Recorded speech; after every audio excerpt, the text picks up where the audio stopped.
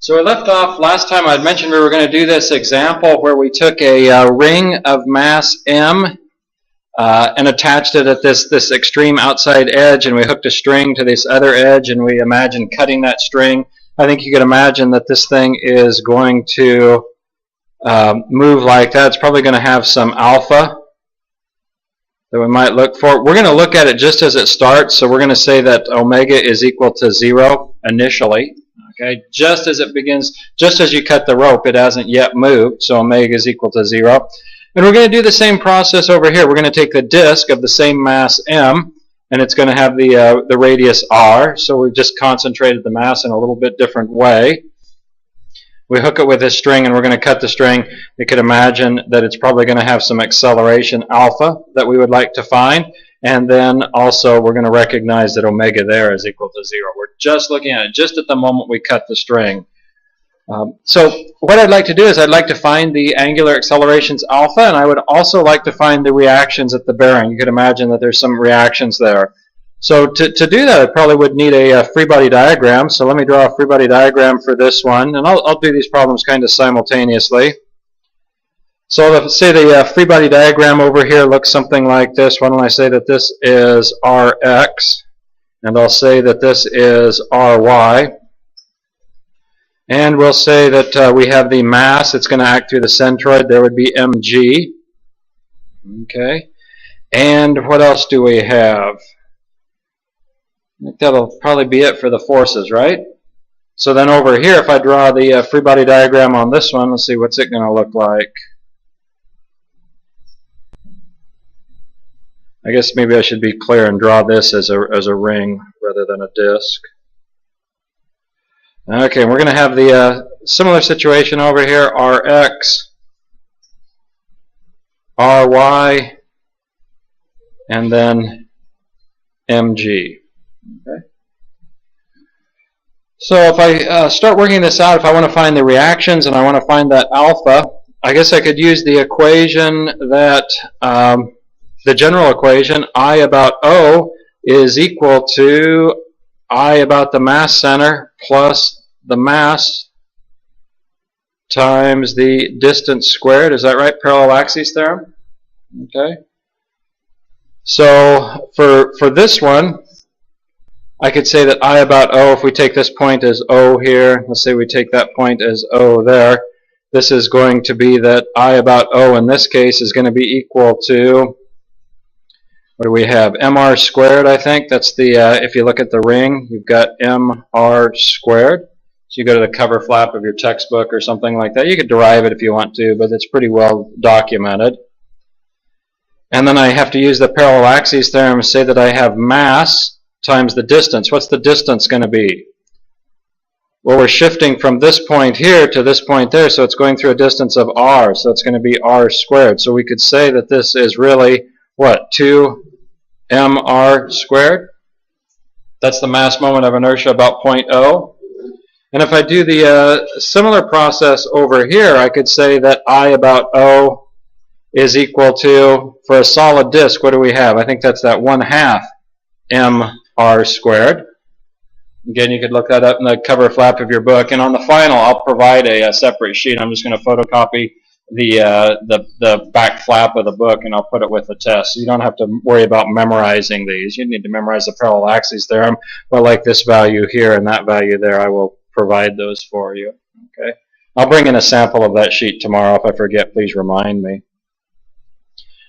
So we've got, that's the moment of inertia about this center here, and I need to transfer it to point O, so I'm going to use the parallel axes theorem again, so plus the mass, and I'm shifting it by the distance r, so I have r squared.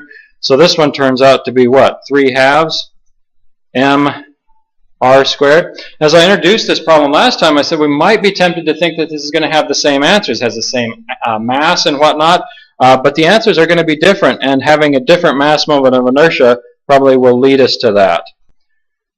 Well, I think what I'll do then is I'll sum the moments. I'm going to sum the moments about O, setting that equal to I about O times alpha, and I'll use that on both of these. Sum of the moments about O is equal to I about O times alpha. What was the stipulation on that equation that we talked about last time? O can't be accelerating. O has to be fixed, right? Okay. we're going to presume that that's fixed, so we should be good with that.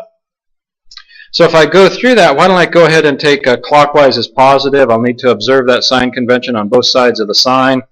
So what moments do we have about O? Well, I have mg, that's that force, and it's acting through a distance of r, right? Mg times r. Anything else if I'm summing the moments about O? I think that's it, isn't it? So then I'll multiply this by I naught, which is 2mr squared from up there, and then multiply it by alpha. So I could solve this for alpha. Alpha turns out to be equal to g divided by 2r. Okay. Which if you look at the units on that, we'd take g, which is the acceleration of gravity. If you divide that then by a distance r, you'd come up with radians per second squared, or 1 over per second squared. So I think that's a valid answer there.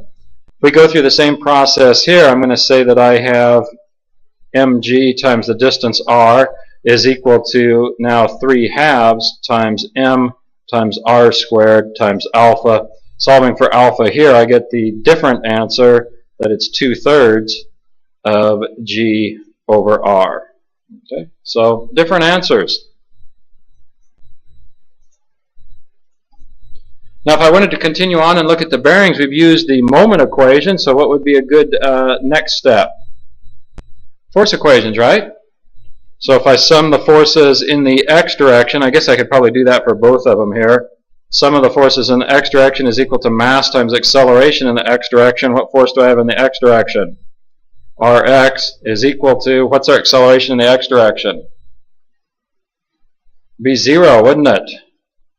Yeah, we're not expecting any acceleration in the x direction, so that would be true for both of them. Y should be a little bit different, so let me come over and do this one in y. So if I sum the forces in the y direction, setting that equal to mass times acceleration in the y direction, what forces do I have in the y direction here? I'll take positive up, so I'm going to have Ry, then I'll have to subtract mg, that takes care of the forces, doesn't it? And I'm going to say that that's equal to the mass times what's the acceleration in the y direction? I mean, if we're talking about the acceleration of this mass center, aren't we?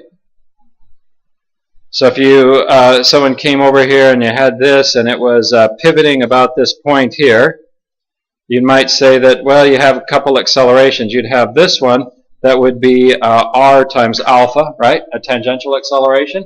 And you might have this one, don't forget your normal acceleration, right? Which is going to be r omega squared. Now we said omega was equal to 0. We were doing this just at the moment that this was cut through. So this would end up being a 0 acceleration. So all I have to do is worry about this one.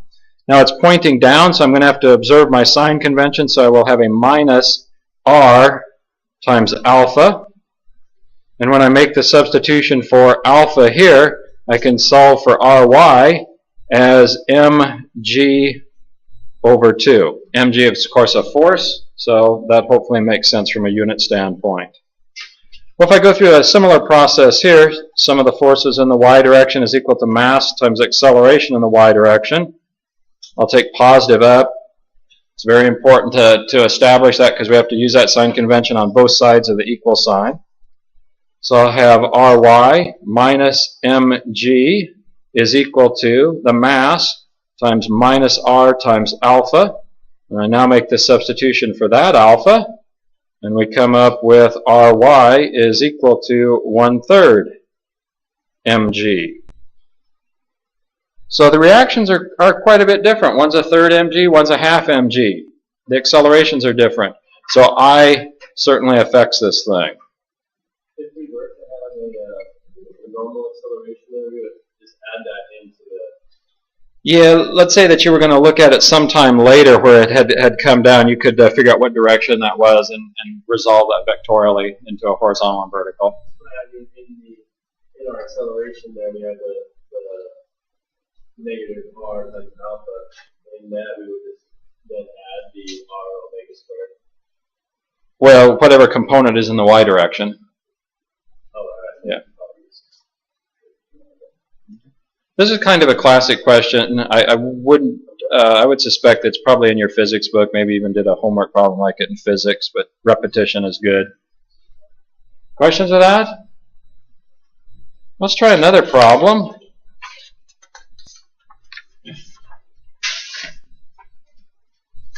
This is another kind of classic problem. I'll talk about a deviation to this that sometimes comes up.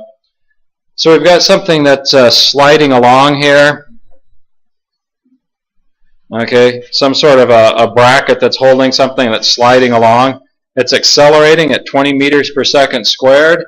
And because it's accelerating, I think you can imagine that this link here that's at this pin, it's probably a small friction, negligible friction, no friction.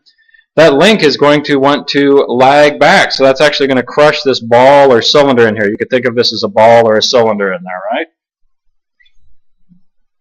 So what we would like to do is we'd like to find the force on the ball. There's some force trying to crush this ball here. And we'd also like to find the reactions on this bearing at O. Okay. I mean, this is a little bit like if you have a pickup truck.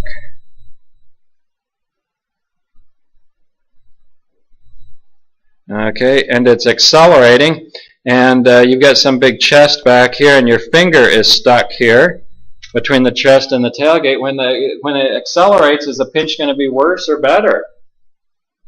It's going to get worse, isn't it? Okay, as it's accelerating, there's going to be some force back there. So, a conceptual way of thinking about this. So let's, like all of our kinetics problems, let's start with a free body diagram. I'm going to draw the free body diagram for this link up here.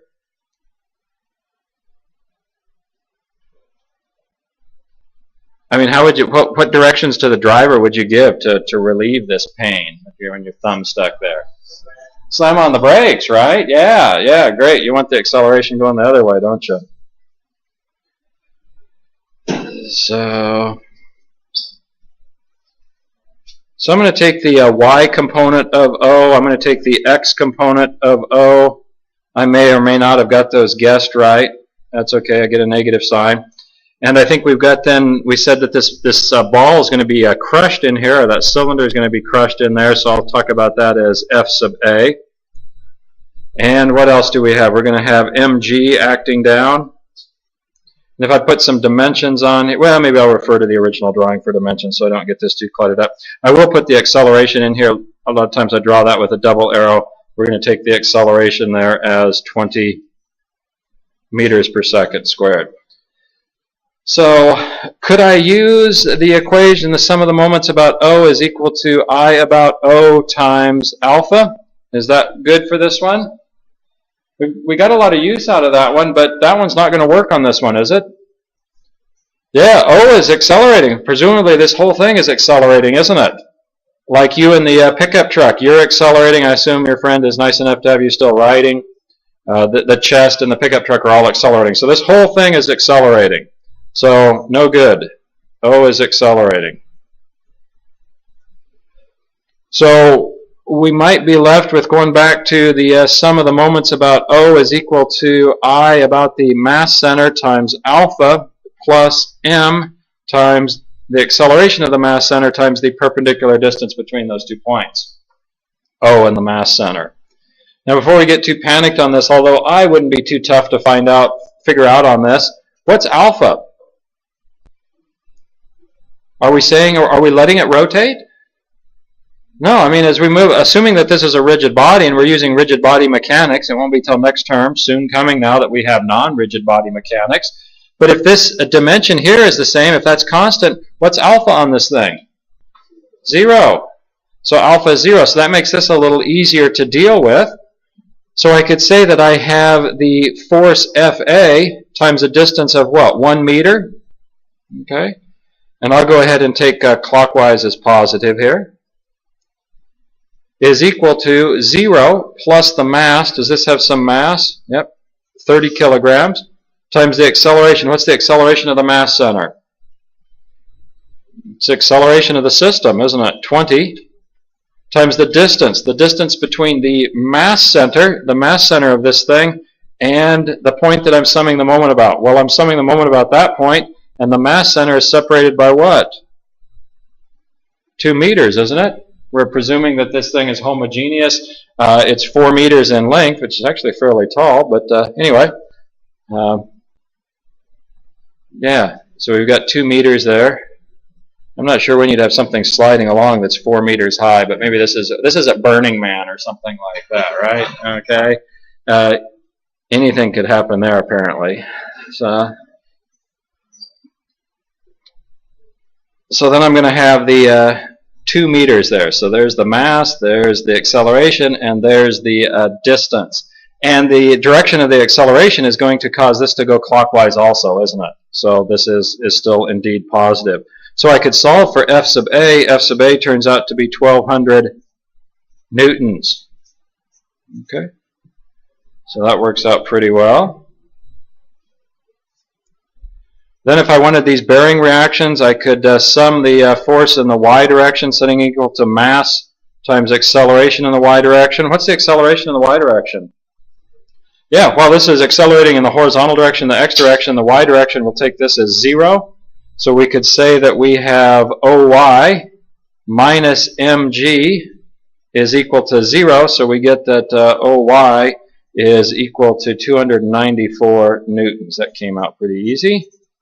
And we'll finish up with the sum of the forces in the x direction is equal to mass times acceleration in the x direction.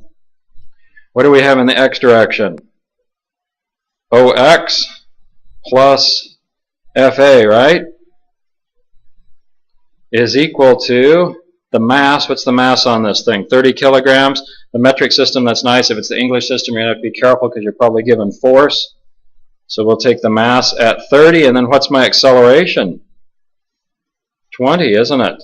It's moving to the right at 20. Okay, I'm taking positive to the right. Does that make sense? OX was positive to the right, FA positive to the right. The acceleration is positive to the right. So I come up then with OX being equal to minus 600 newtons. Which makes sense, and probably if I would have thought about this a little more when I made the free body diagram, if this is really essentially pivoting, this ball is going to act like a fulcrum there, and your force is really going to need to be resisting it in that direction, isn't it? That point O is going to try and kick out. Questions with that?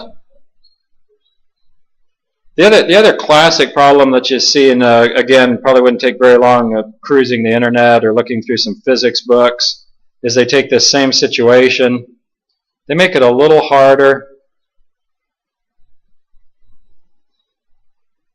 We put the ball or the cylinder in there. We talk about the coefficients of friction here and here. We have the mass of this. We have the mass of that. And we ask what the acceleration has to be so that this thing doesn't fall down, right? You can imagine if you didn't accelerate it fast enough, you wouldn't have enough clamping force, and the friction would allow this to fall down, right? But if you get enough acceleration, you could hold that thing in there. That'd be kind of a cool way to make some sort of an accelerometer, right? Or you could make kind of a switch that when they stop accelerating, then the switch closes or opens or does something like that. All kinds of fun things you could do with that. So, all kinds of dastardly things you could do with that. But anyway, back to Burning Man. Questions? Yeah, no questions. Okay. Well, I've got a couple more things to talk about. I've got one complete problem and then one kind of what if at the end that's probably worth considering. So let's try this.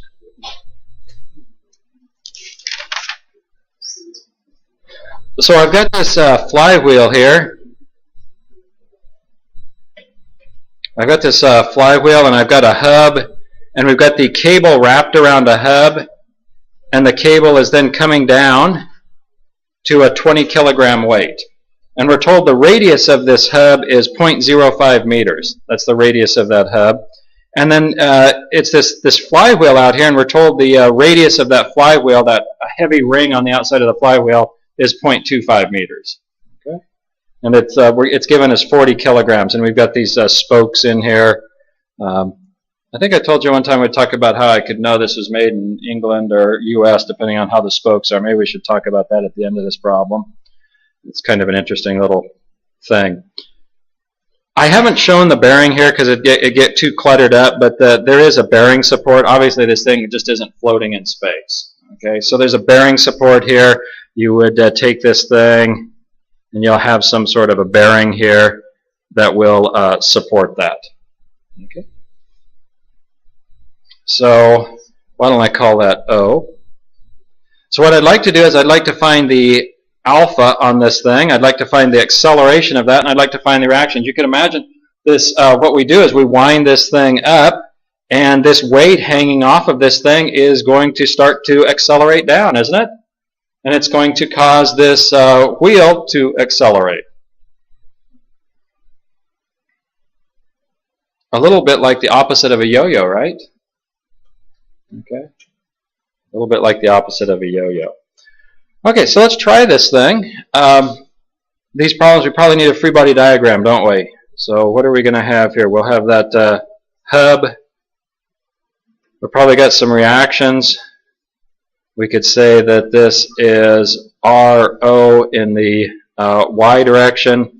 We could say that this was RO in the x direction. Probably have some mass on this thing, right? mg. And then I better draw the rest of the wheel around it. There's the rest of that wheel. What else do we have? Off this side here we have the tension T, don't we? The tension T in that cable. Anything else there? I think we're probably good. So then I should probably look at what's going off of that tension. We've got this cylinder here. We'll have some tension T, and we'll have the mg for that, right? Okay, so this is going to be equal to 20 times the acceleration of gravity g, whereas this mg is going to be equal to what, 40 times the acceleration of gravity g? So I don't get the masses confused. So what would be a good equation to start with? Some of the forces, some of the moments, right? Let's tackle the moment. I always like to tackle the moment first. So what about some of the moments about O is equal to I about O times alpha? Is that fair?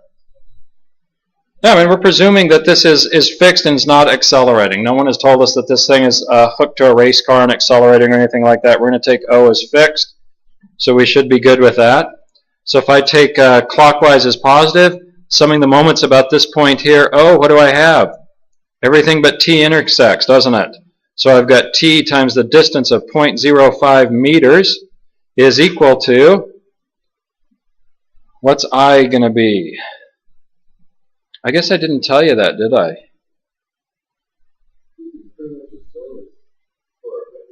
Yeah, it's for a ring. So I about O for the ring is going to be what? What do we take that as? The mass times r squared. Is that right? So what mass do we have? We have 40. And then I'll multiply that by r. What's our radius? 0.25.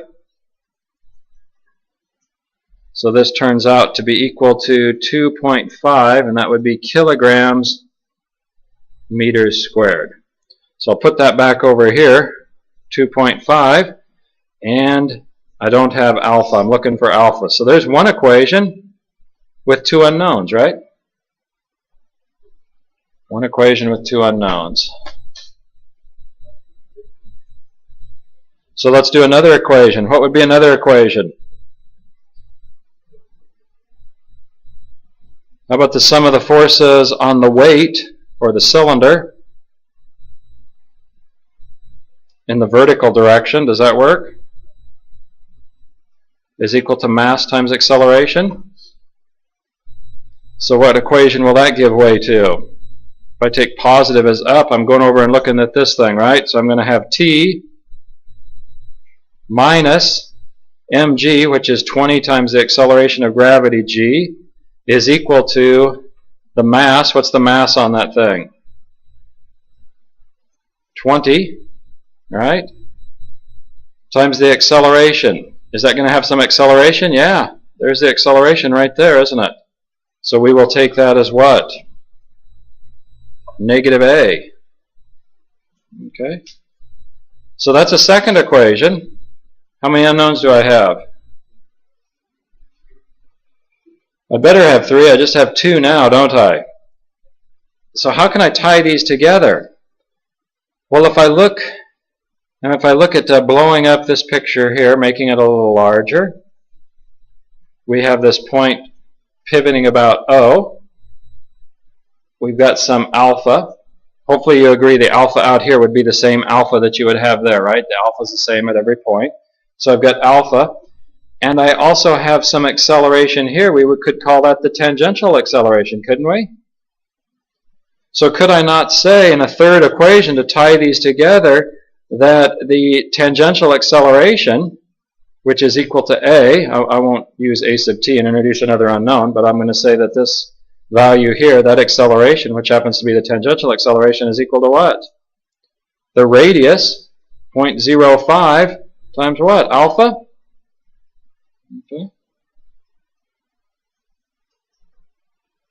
So that would be our third equation.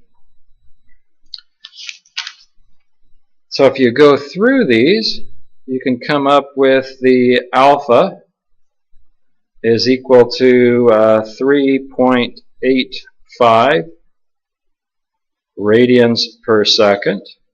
You can come up with then the acceleration is equal to, let me double check this.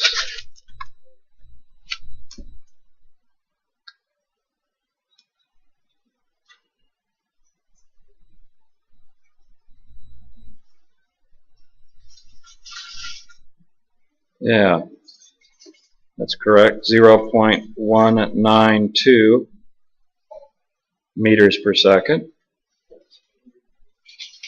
Meters per second squared. There we go. Okay, so we've got alpha, we've got the acceleration, we'd like to find the reactions. So I guess I don't have t, I don't necessarily, well maybe I need to know t, don't I? If I sum the forces in the y direction, setting equal to mass times acceleration in the y direction, what acceleration am I going to have in the y direction? Should be 0, shouldn't it? If I'm doing it for this, for the wheel.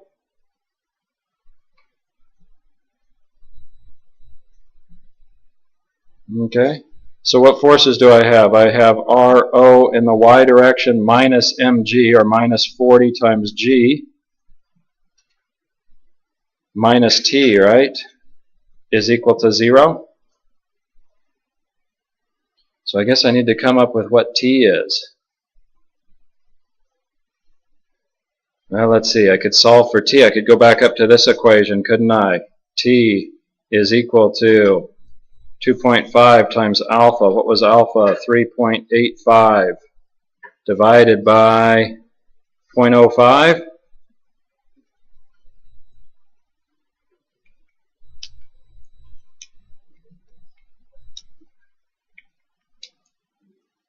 So 192.5. So substitute that in there.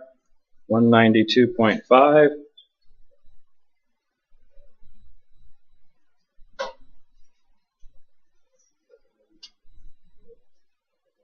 This is then 9.81. So RO in the y direction, what's that turn out to be?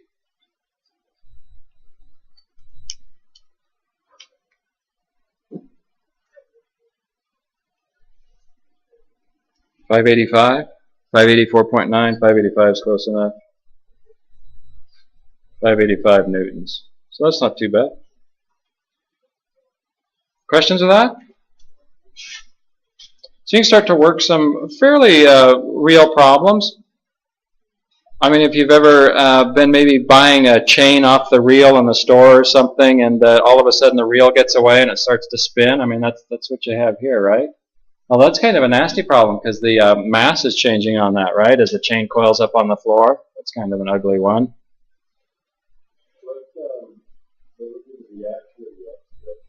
The reaction in the external, oh yeah, good question. Maybe we need some more paper here. So the reaction in the x direction. So sum of the forces in the x direction is equal to mass times acceleration in the x direction. What's the acceleration in the x direction? Shouldn't be accelerating in the x direction, should it? Neither the wheel or the cylinder is accelerating in the x direction. It was a little confusing. The wheel was not accelerating in the y, but the cylinder was. But here, neither one is accelerating in the x direction. So I could say that I have ROX. Anything else in the x direction? I'm going back and looking at this diagram here. That's the only thing in the x direction, right? So ROX is equal to 0. Other questions? I have a little spare paper here. I'll tell you about those spokes. Typically, it's not always the case, but if you look at older machinery, the last 100 years ago or so, flywheels that were made like this with a heavy hub and this heavy rim out here, if the spokes were straight, usually they looked something like that. Pretty safe bet it was made and it was cast in the United States. Okay, and then if it looks like this,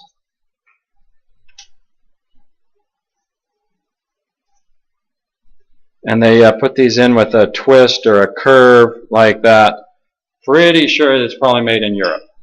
Okay, and the reason for that is if you look at these, you look at casting these, and you look at what's going on as you cast this thing.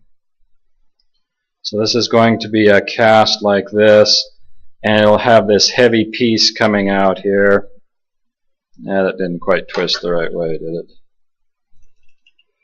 So there we go. We've got this going like that. Okay, so as this is cast, this is going to cool faster, right? This is going to cool, and this is going to be hot faster. Things that have more mass are going to retain the heat a little longer as you do the casting process. And with that, you can tend to get cracks in here, okay? Unless you can control it. So over here, when they do this, when you do it like this, if this tends to shrink, the spoke will just stretch out a little bit. Okay, so you avoid cracking as much. So they didn't think that they could control their casting cool-off as well as apparently the Americans thought they could. Yes. Which brings up a problem. There's actually quite a bit of stress. You can imagine the forces involved in a flywheel. If you have a historical piece that's cracked and you want to try and weld it back together, a lot of times you'll have to come in and you'll have to cut some of the spokes out, and you'll make the weld repair out here, and then you'll weld the spoke back together again. If you try and get enough heat into here to make the weld repair, you'll end up probably tearing the thing apart. So as you go to museums and whatnot, you can now be an expert on flywheels. And this is not universal, but it'll keep you in pretty good shape about 90+% of the time. So you can make bets at the Smithsonian if you want. Anyway, questions with that? Well, let's finish up. So let's say that we have a system here. So I've got this arm, again, with a pivot here and a pivot here. And this would be free to rotate like this. And we're going to look at two situations. One where this hub, the connection here, is on nice bearings. It's properly lubricated and everything. So the wheel is actually free to rotate separate of this arm. So as this arm moves up and down, the wheel is not going to spin. I don't know if that makes sense, but if you looked at a mark on this thing, if this could rotate separately, that mark would always retain that position. Okay? So the wheel is not spinning. So if I want to talk about the moment of inertia, around O, I could say I about O was equal to 1/3 times ml for the rod, ml squared. We'd obviously have to take care of the moment of inertia for this rod, right? There's the rod. Here's the wheel. But then we've got this big lump of mass out here, don't we? And it's not rotating, so I'll just treat it as a big lump of mass. I will add to this the mass of the wheel. And how far is this out from the point that it's rotating about? L, right? So I'd have L squared. Now let's say that we change the situation. Let's say that the we don't use the right lubrication, or the bearing seize up, or someone just comes along and welds this thing up. Okay? So it's now fixed to the hub. So as it rotates, you could imagine that if someone was standing up on top of this thing, they would have to walk one direction or another to stay on the top of it, right? If you have the wheel of death at Burning Man, right? I got Burning Man in the lecture 3 times there, so that was pretty good. I'm going to have to start betting my coworkers that I can do things like this. But anyway, so we got a tape now, right? Hopefully we're recording. So if the hub is fixed, if we welded this together, what's I about O? It's not going to be the same, because now the wheel is rotating, right? So I'm still going to have the rod, and I don't think I've got this right. If you're looking at the cover flap of your book, I think there should be a third. So please correct that. 1/3 ml squared. And I would have the same one here, a third ml squared, and that's for the rod. Okay. And then to that I would have to add I of the mass center for the wheel, because the wheel's rotating. And then I have to take into account the mass out there, so I'll have the mass of the wheel times L squared. So if the hub is free to rotate, the moment of inertia is going to be less than if the hub is not free to rotate. Okay. So these problems can be a little unintuitive. I would submit this as something that might be unintuitive, but when you analyze both these and really take them apart, hopefully that will make sense. Questions with that? We've got some homework problems on that. That gets us pretty well to the end of the class. Like I mentioned, when we get together next time, we will have questions on homework, and Friday we'll be just wrapping up some loose ends. Shouldn't take too long, so take care till then.